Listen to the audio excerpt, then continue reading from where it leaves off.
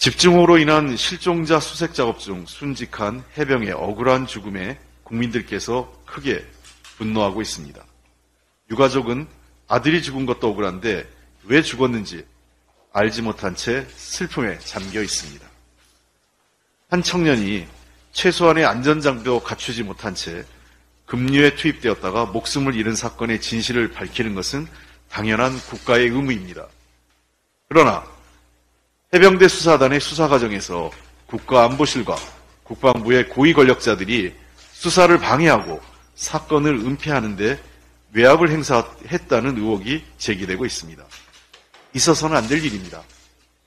진상을 규명하고 합당한 처벌을 해야 합니다. 수사방해, 사건 은폐 의혹을 밝혀 책임을 물어야 합니다.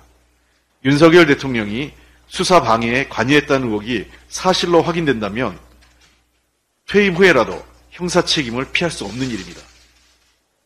더불어민주당은 최상병 사망 사건의 진실 규명을 위해 최상병 특검법을 발의했지만 국민의힘은 이를 정쟁화하며 협력하지 않고 있습니다.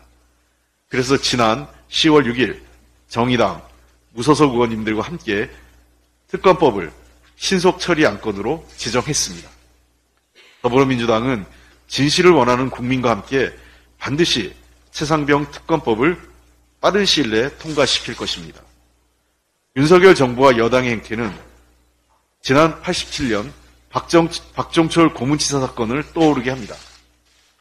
고문으로 무고한 시민을 죽이고도 이를 은폐하려 했던 시도가 2023년 대한민국에서 재현되고 있기 때문입니다.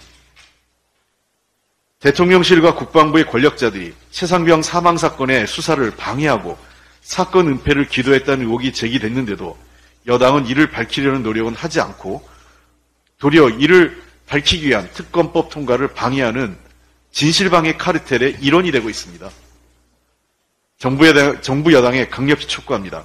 지금이라도 최상병 특검법 통과에 협조해 주시기 바랍니다. 합의해서 법안을 처리하면 180일을 기다리지 않고 바로 진상규명을 시작할 수 있습니다. 손바닥으로 하늘을 가릴 수 없습니다. 영원히 진실을 묻을 수 없습니다. 절대로 무너지지 않을 것 같았던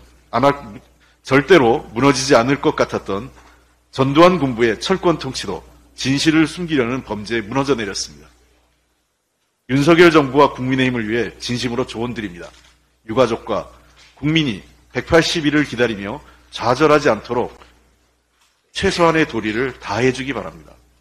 진실을 가리려다 감당할 수 없는 일을 자초하지 마십시오.